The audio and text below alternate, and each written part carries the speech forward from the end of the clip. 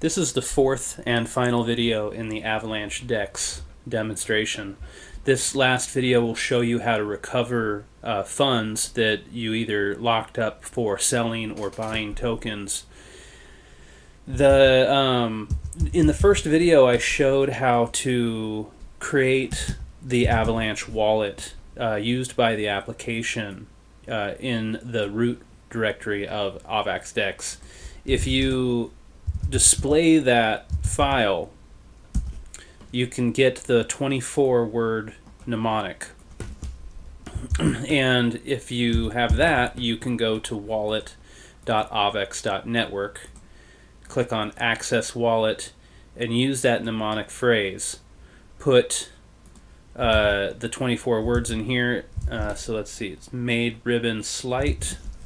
Made ribbon slight. Unfortunately, this is really painful, but I'm going to fill this out. Okay, so I put in all 24 words. And just to be clear, you should normally never share those words with anybody. I'm going to destroy this wallet when the demo's over, and that's why I'm displaying it. But normally you would never share these 24 words with anyone. You certainly wouldn't record them and then share them. Okay, so the reason we used the 24 words and not the private key is because this web wallet can, it'll detect all the addresses that have been used by the app. And so if we get that root address, this is at index 0, this is the root address, we can sweep all the tokens back into that address. So if I paste it here and hit max, that's going to sweep all the tokens that are in different addresses controlled by this wallet into that one single address, which the graphical user interface for the AVAX-DEX can see.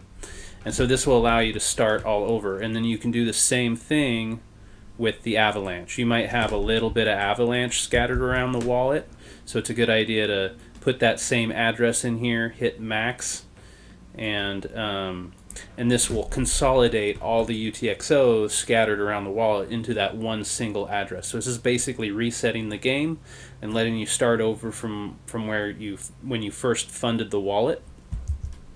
What this is also doing is it's destroying all the UTXOs that make up the offers and counter offers in the market. And so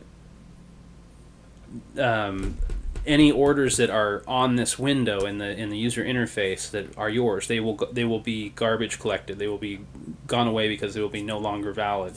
So you can start over from scratch. If you're selling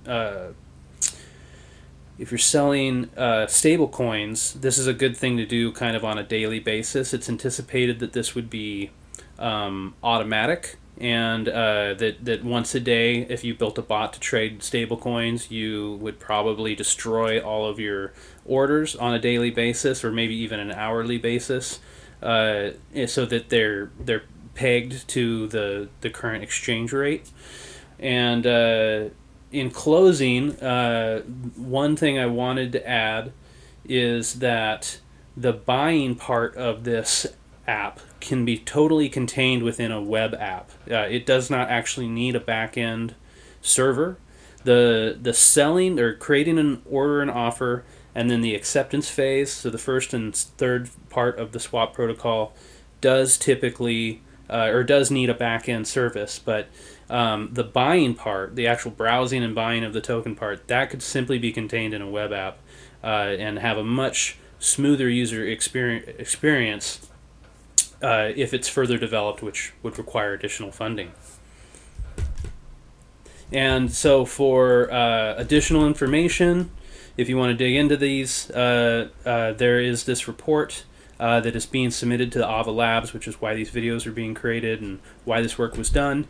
It's on GitHub under the Permissionless Software Foundation GitHub group in the AVA Labs 22 report GitHub repository.